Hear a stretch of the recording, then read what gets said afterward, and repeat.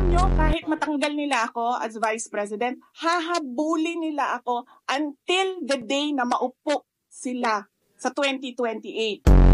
Is revenge from the grave a crime? So I have to die first. They have to kill me first. So now they can't kill me anymore unless they want to die. I don't appreciate this kind of attitude, Madam Chair. Hindi ko rin maintindihan ang ugali ni Senator Risa Ontiveros. Noong 2016, tumatakbo si Senator Risa Ontiveros na senator, nakailang talo na siya. Dalawa, Madam Chair. Okay, dalawa. Natatakot siya sa pangatlong talo niya, kaya pumunta siya sa Davao. Humingi siya ng tulong. Humingi siya ng tulong sa akin, tinext niya ako. Pwede ba akong mag-follow up sa hinihingi kong tulong sa boto dyan sa Davao City? Nanalo na siya, at nung nanalo siya, anong ginawa niya? Siya ang pinakaunang